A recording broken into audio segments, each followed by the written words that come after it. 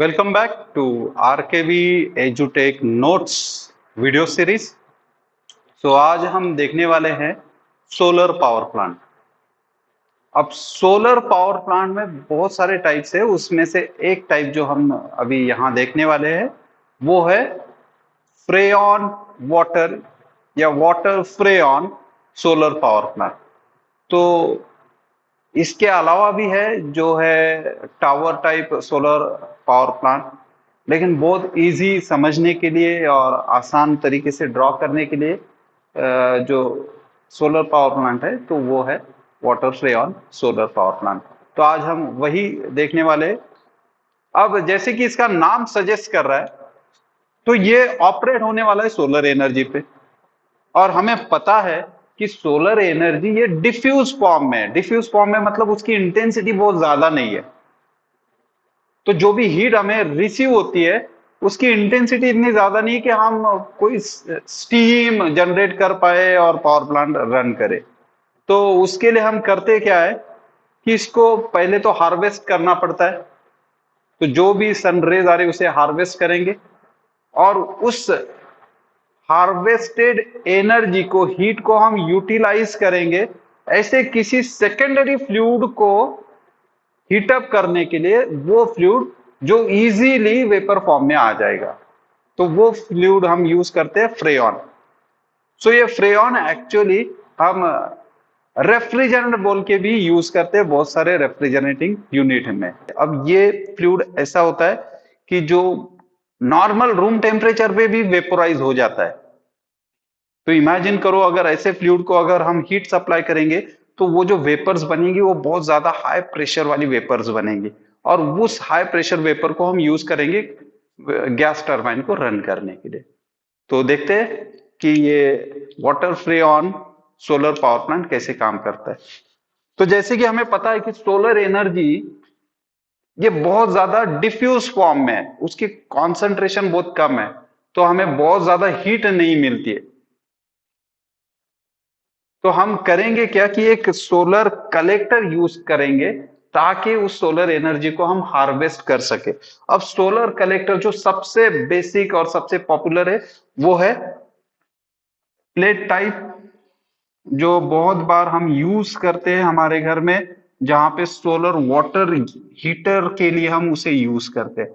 अब इसमें होता क्या है कंस्ट्रक्शन वाइज, इसके अंदर एक लेयर होती है, इस लेयर को हम ब्लैक कोटेड करते हैं, और हमें पता है अगर ब्लैक कोटेड किया तो it become a black body जो ज्यादा से ज्यादा हीट एब्जॉर्ब कर लेगी। तो इस लेयर को हम ब्लैक कोटेड कर देते हैं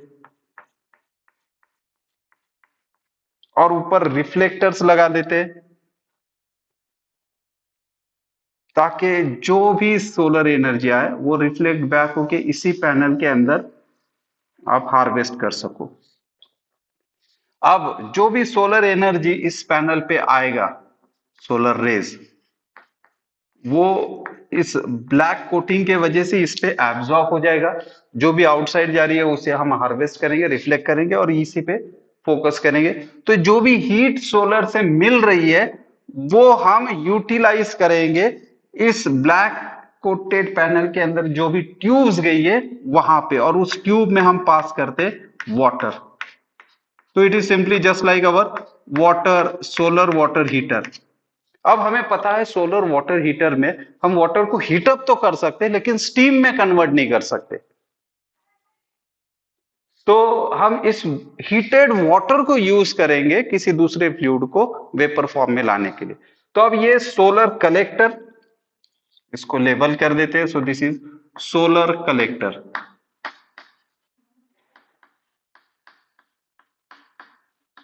these are sun rays।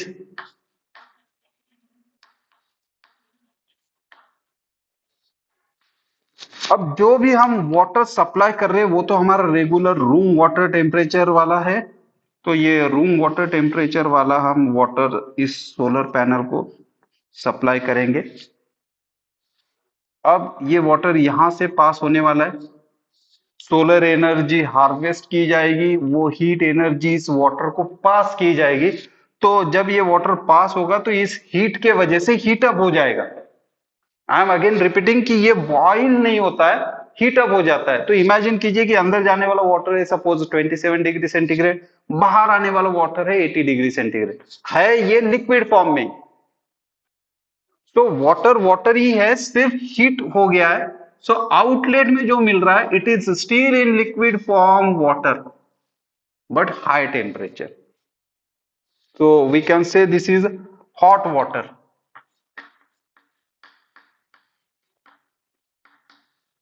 Elevated temperature water, hot water. अब इस हॉट वाटर को हम करते क्या है, किसी हीट एक्सचेंजर से पास करेंगे ताकि ये उसकी जो हीट है वो दूसरे किसी फ्लूइड को पास ऑन कर सके। तो ये हॉट वाटर हमने किसी हीट एक्सचेंजर से पास करना है। सो यहाँ पे एक हीट एक्सचेंजर बना लेते हैं। सो हीट एक्सचेंजर का काम क्या है कि ये हीट एक्सचेंज करवाएगा hot fluid to cold fluid without direct coming in contact. तो एक दूसरे के कांटेक्ट में नहीं आएंगे फ्लूइड, लेकिन हीट एक्सचेंज कर देंगे through surface. So hot water हम यहां पे एग्जांपल के लिए ले रहे, सपोज कि 90 डिग्री सेंटीग्रेड वाला हॉट वाटर बाहर आ गया, ये 90 डिग्री सेंटीग्रेड वाला हॉट वाटर हम हीट एक्सचेंजर से पास कर रहे हैं। अब ये हीट एक्सचेंजर से बाहर आ गया। जब ये हीट एक्सचेंजर से पास होगा तो अपनी हीट एनर्जी दूसरे फ्लूइड को दे देगा। अब दूसरा फ्लूइड होता कौन सा है, तो दूसरा फ्लूइड जो हम सप्लाई करेंगे वो रहेगा ऐसा फ्लूइड जो नॉर्मल टेम्परेचर पे ही वेपर फॉर्म में आ जाता है। तो अगर वाटर की 90 डिग्री सेंटीग्रेड वाली हीट भी अगर हम ट्रांसफर करेंगे सो ऑब्वियसली वो सुपर हीटेड वेपर फॉर्म में चला जाएगा। सो ऐसा फ्लूइड जो हम नॉर्मली रेफ्रिजरेंट बोल के यूज करते हैं, सो दैट इज फ्रेयॉन। तो हम फ्रेयॉन को यूज करेंगे सेकेंड फ्लूइड बोल के। So this is फ्रेयॉन।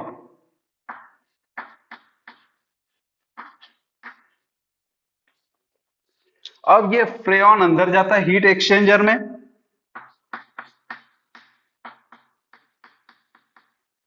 जहां पर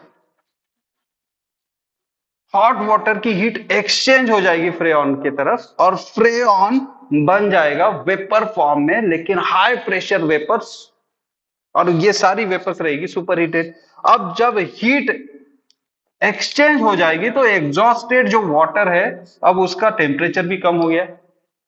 अब ये जो एग्जॉस्टेड वाटर है वो हमें फिर से सर्कुलेट करना है कलेक्टर की तरफ। तो ये अपने आप तो जाएगा नहीं, तो हम यहाँ पे यूज कर लेंगे एक सर्कुलेटिंग पंप। तो यहाँ पे हम एक पंप यूज कर लेंगे जो इस एग्जॉस्टेड वाटर को फिर से सर्कुलेट कर देगा कलेक्टर की तरफ। तो यहां से ये this is we can say cold water. Cold water का ये मीनिंग नहीं है कि हमने इसको चिल डाउन कर दिया है, इस चिल्ड वाटर नहीं है, इसके कंपैरिजन में इसका टेम्परेचर कम है सो कोल्ड वाटर। लेकिन अगर इस वाटर का टेम्परेचर अगर आप नॉर्मल रूम टेम्परेचर वाला वाटर से कंपेयर करोगे तो it may be higher than room temperature water. तो ये जो हीट एक्सचेंज करने के बाद जिसका टेम्परेचर कम हो गया, that cold water is recirculate through solar panel. So this is called recirculating pump.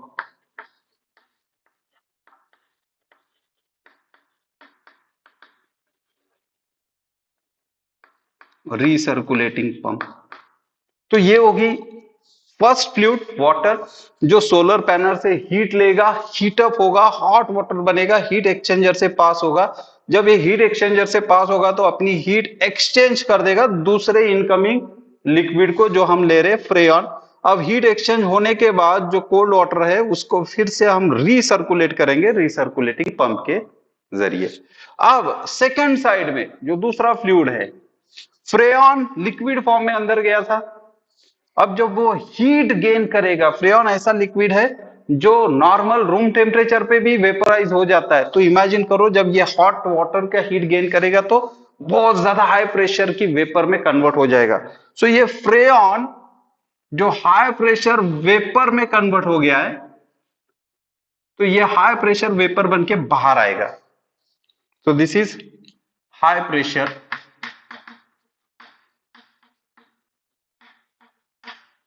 vapors. अब ये स्टीम नहीं है, स्टीम कब बोलते हैं, जब वो वाटर का गैसियस फॉर्म होता है। अब ये फ्रेऑन है तो इसको हम वेपर बोलेंगे। सो ये जो वेपर्स बने हैं, वेपर फॉर्म में आ गया, गैसियस फॉर्म में, इस वेपर्स को high pressure, no doubt it is super heated,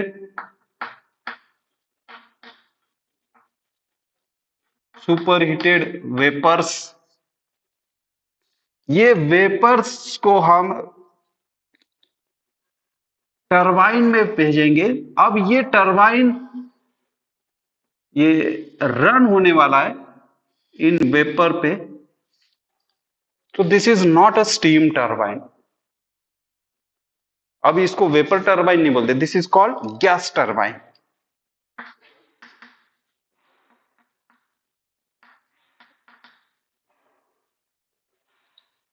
so gas turbine क्यों? क्योंकि it is not a steam, ये वेपर पे रन होने वाला है, तो वी कैन से अ गैस टरबाइन। अब जो वेपर्स इस टरबाइन, गैस टरबाइन के अंदर जा रहे, जब ये अंदर जाएंगे तो ये एक्सपांड होने की कोशिश करेंगे। एक्सपांशन में होगा क्या, इसका जो हाई प्रेशर एनर्जी है वो एनर्जी इसके टरबाइन को घुमाने के लिए यूटिलाइज हो जाएगा। तो ये टरबाइन घूमेगा, दैट्स मींस हमने प्रेशर एनर्जी को कन्वर्ट कर दिया मैकेनिकल एनर्जी में। अब वो मैकेनिकल एनर्जी कौन से फॉर्म में रहेगा, रोटेशन ऑफ शाफ्ट। तो हमें टरबाइन का शाफ्ट घूमते हुए दिखेगा। दैट्स मींस हमने वेपर की प्रेशर एनर्जी को मैकेनिकल एनर्जी में कन्वर्ट कर दिया with the help of gas turbine. अब इस शाफ्ट को हम कपल कर देंगे किसी जनरेटर के साथ। तो ये टरबाइन का शाफ्ट हमने किसी जनरेटर शाफ्ट के साथ अटैच कर दिया। तो दिस इज अ जनरेटर। अब होता क्या है, प्रेशर एनर्जी को आपने स्टीम गैस टरबाइन से कन्वर्ट कर दिया मैकेनिकल एनर्जी में। अब मैकेनिकल एनर्जी को हम इलेक्ट्रिकल एनर्जी में कन्वर्ट कर रहे हैं with the help of generator. लेकिन ये जो जनरेटेड इलेक्ट्रिकल एनर्जी है उसे हमें बहुत दूर तक, जहां पर भी पॉपुलेशन है वहां तक इसको ट्रांसमिट करना है। तो ये ट्रांसमिशन में हर इलेक्ट्रिकल कंडक्टर करता क्या है, उसके रेजिस्टेंस के हिसाब से एनर्जी को, वोल्टेज को ड्रॉप कर लेता है। तो हमें वो जो ट्रांसमिशन में होने वाला जो ड्रॉप है वोल्टेज, उससे मिनिमाइज करना है। तो उसके लिए हम करते क्या है, इसको हमेशा स्टेप अप करते हैं। तो जहां पर भी पावर प्लांट होगा वहां पे हमें इस जनरेटेड पावर को स्टेप अप करना पड़ेगा। सो हम यूज करेंगे एक स्टेप अप ट्रांसफार्मर यूनिट। तो यहां पर हम एक स्टेप अप ट्रांसफार्मर यूनिट लेंगे, जहां पर ये जनरेटेड पावर को हम भेजेंगे और इसका स्टेप अप करेंगे। अब स्टेप अप बहुत बार मैंने बोला है कि ये स्टेप अप करता है, लेकिन स्टेप अप एक्चुअली होता क्या है। तो इमेजिन कि जो हमने पावर जनरेट किया है वो है सपोज 10 वोल्ट 5 एम्पियर। ये जो जनरेट किया है पावर, ये जनरेटेड पावर है सपोज 10 वोल्ट 5 एम्पियर। और जब मैं इसको 1 किलोमीटर दूर तक भेजता हूं तो होता क्या है, मैंने जनरेट तो 10 वोल्ट किया था, लेकिन 1 किलोमीटर जब दूर भेजूंगा तो वो जो इलेक्ट्रिकल केबल है 1 किलोमीटर दूर तक, तो वो अपना रेजिस्टेंस के वजह से वोल्टेज को ड्रॉप करेगा। तो जो 1 किलोमीटर बाद दिखेगा वो रहेगा 5 वोल्ट 5 एम्पियर। जनरेट किया था 10 वोल्ट 5 एम्पियर, पहुंचा 5 वोल्ट 5 एम्पियर। क्यों? क्योंकि ट्रांसमिशन में वोल्टेज ड्रॉप हो गया, लॉस हो गया। अब इसको मिनिमाइज करने के लिए हम करते क्या है, 10 वोल्ट 5 एम्पियर था, इसको स्टेप अप करेंगे 15 वोल्ट। जैसे वोल्टेज बढ़ाता हूं तो करंट कम हो जाएगा। सो 15 volt 2 ampere. 10 volt 5 ampere generate किया था, स्टेप अप में हमने वोल्टेज को बढ़ा दिया, 15 वोल्ट कर दिया, तो करस्पॉन्डिंग करंट हो जाएगा कम। सो 15 वोल्ट 2 एम्पियर। अब ये 15 वोल्ट वाला जब मैं यहां से 1 किलोमीटर दूर भेजूंगा तो during the path 1 kilometre 5 volt का ड्रॉप हो जाएगा। तो यहां पहुंचेगा 10 वोल्ट 2 एम्पियर। फिर यहां पर भी हम स्टेप डाउन ट्रांसफार्मर यूज करेंगे। स्टेप डाउन ट्रांसफार्मर से हम 10 वोल्ट को थोड़ा सा स्टेप डाउन करेंगे तो 10 वोल्ट का 8 वोल्ट बन जाएगा और उस करस्पॉन्डिंग करंट को बढ़ा देंगे। तो ये सिर्फ इसलिए करते हैं ताकि जो ट्रांसमिशन है उसमें मिनिमम लॉसेस हो जाए। So to minimise the losses we must have step up transformer. तो जो जनरेटेड पावर है वो हमने भेजा है स्टेप अप ट्रांसफार्मर यूनिट को, जहां पे इस पावर को स्टेप अप किया जाएगा to minimise the transmission losses and then after with the help of towers.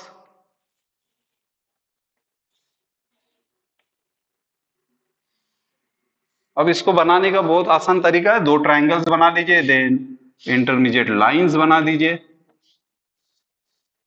and with the help of these towers, high tension transmission lines, we supplied this generated power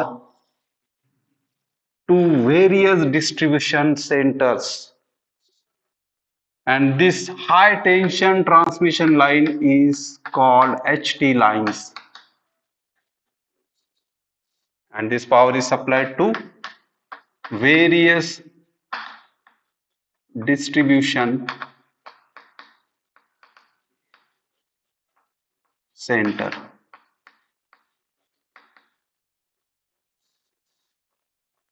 So in this way the solar energy is harvested with the help of collectors. अब इस solar energy को जो harvest किया उसको हमने use किया water heat up करने के लिए, उस हीट को हमने यूटिलाइज किया वेपर फॉर्म करने के लिए, और वो जो वेपर्स फॉर्म हुए उसको हमने गैस टरबाइन में भेज के टरबाइन को रन किया, इलेक्ट्रिक पावर जनरेट की और उसे स्टेप अप करके फिर ट्रांसमिट कर दिया। अब ये जो वेपर्स निकले हैं बाहर टरबाइन से, गैस टरबाइन से, अब इसको हमें फिर से यूज करना है। तो ये जो वेपर बाहर निकलेंगे, अब इन वेपर में इतना प्रेशर नहीं है कि वो और किसी टरबाइन को रन कर सके। So all these vapors are called as exhausted vapor.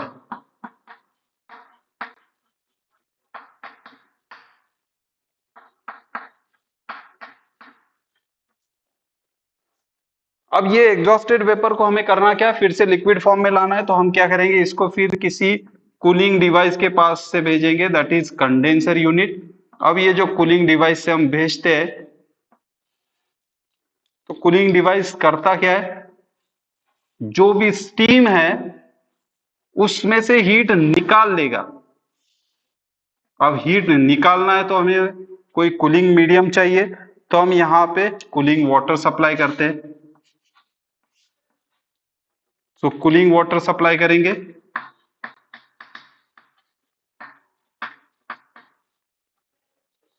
This is condenser unit.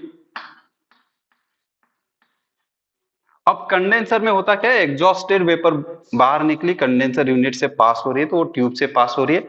अब कूलिंग वाटर हमने सप्लाई कर दिया, कूलिंग वाटर आएगा इस कॉइल के साइड से, सराउंडिंग से फ्लो होगा। फ्लो होते समय वो वेपर में से हीट एनर्जी निकाल लेगा। अब जैसे ही हीट एनर्जी निकालोगे, लेटेंट हीट, तो वेपर जो है वो लिक्विड फॉर्म में आ जाएंगे। लेकिन ये जो वाटर है वो हीटअप हो जाएगा, तो वो हीटेड वाटर बाहर आ जाएगा, फिर ये कूलिंग टावर पे जाएगा, फिर कूल डाउन होगा और फिर वापस आएगा। तो इस तरह से ये हमेशा सर्कुलेट करते रहेगा, कूलिंग वाटर हीट निकालते जाएगा और जो भी एग्जॉस्टेड वेपर है यहां से आएगा और लिक्विड में फॉर्म आ जाएगा। सो अब ये जो बाहर आ रहा है, this is not vapour, this is liquid. तो ये अभी जो आ रहा है that is फ्रेऑन liquid.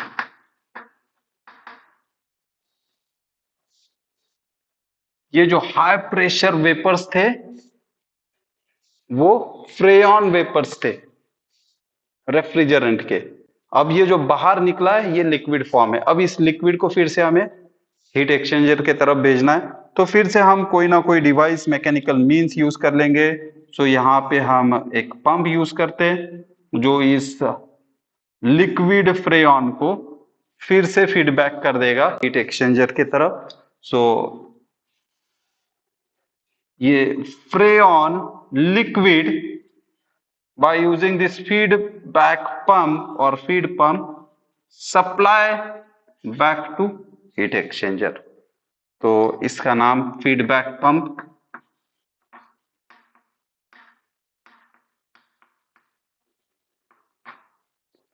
So this freon liquid,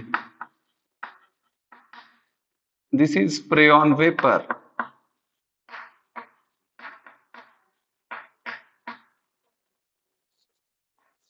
तो इस तरह से water freon solar power plant use करके हम सोलर एनर्जी को कन्वर्ट करते हैं इलेक्ट्रिकल एनर्जी में। अब इसको अगर मुझे समराइज करना है, सो मैं इसको समराइज कैसे करूंगा? In water freon solar power plant there is one solar collector which is used to harvest solar energy, and this solar collector is supplied with cold water which get heated due to this harvested solar energy and high temperature, that is hot water coming out from this collector. This hot water is then supplied to heat exchanger where it exchange heat to incoming freon liquid. The exhausted water, that is the cold water, is then recirculate through solar collector with the help of recirculating pump. The incoming freon liquid in a heat exchanger gain the heat from heated water and converted into high pressure superheated freon vapors. These high pressure vapors are then supplied to a gas turbine where it try to expand, and during its expansion its pressure energy get converted into mechanical energy in the form of rotation of turbine shaft. This mechanical energy then supplied to generator unit where this mechanical energy converted into electrical energy. To minimize the transmission losses, the generated power is supplied to step up transformer unit where this energy gets stepped up, and then after with the help of high tension transmission line it is transmitted to various distribution centers. Now the exhausted vapor from gas turbine is then passed through a condenser where cooling water extracted heat and converted into a liquid form. So outlet of this condenser is a liquid freon. This liquid freon is then fed back to heat exchanger with the help of feedback pump.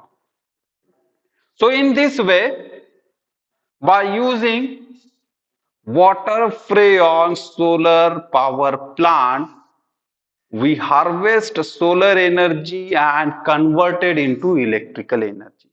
Hopefully आज का ये video आपको पसंद आया होगा। अगर पसंद आया है तो इसे लाइक कीजिए, शेयर कीजिए, and remember, don't forget to subscribe our channel. Thank you.